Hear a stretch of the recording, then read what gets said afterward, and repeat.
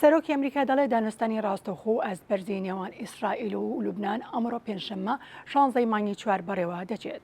دۆناڵد ترەمپ لە پۆستێکی کووردا لە ژماری تایبەتی خۆی لە تروت سۆشیال نووسویەتی هەوڵ دەدەم ژینگەیەک بۆ هەناسەدان لە نێوان لوبنان و ئیسرائیل دروست بکەم. ماوەیەکی زۆرە بەسەر دوایین دانوستانی ئەم دوولانە تێدەپەڕێت، نزیکەی 34 ساڵە. سبەی ئەمە ڕوودەدات. باڵیۆزی لوبنان و ئیسرائیل ڕۆژی سێشەممە بە میوانداری وەزیری دەرەوەی ئەمریکا لەگەڵ باڵیۆزی ئەمریکا لە لوبنان کۆبوونەوە.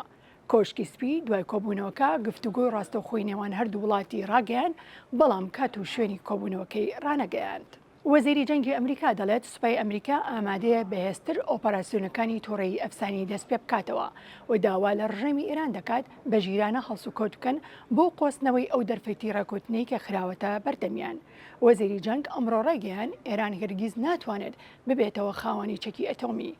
ئێمە دەتوانین ئەم ئامانجە بەدەست بهێنین، دا بە ڕێگایەکی ئاشتیانە بێت یاخۆت سەخت. بۆیە بەژێری هەڵبژاردەکەتان ئەنجام بدەن.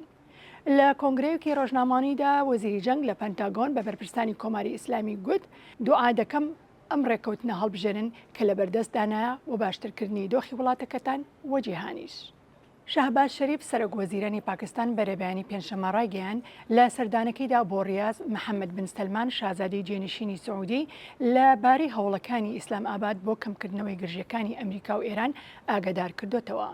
سەرۆک وەزیرانی پاکستان لە پۆستێکیدا لە ئێکس نووسویەتی جەختی لەسەر پشتیوانی تەواوی پاکستان بۆ کەمکردنەوەی گرژیەکانی نێوان هەردوو وڵات کردوتەوە. راپۆرتی ڕێکخراوەکانی مافی مرۆڤ ئاماژە بەوە دەکەن کە دەسەڵاتی دادوەری کۆماری ئیسلامی ئێران بەردەوامە لە دەرکردنی سزای قورس بەسەر ئەو کەسانەدا کە لە ناڕازایەتەکانی مانگی 12 ساڵی ڕابردوو دەست بەسەر کرابوون. لە دوایین هەنگاویشدا سزای قورسی لە سێدارەدانی بۆ 4 کەسی دیکە دەرکردووە و سزای زیندانی درێژخانیش بۆ 4 کەسی دیکە.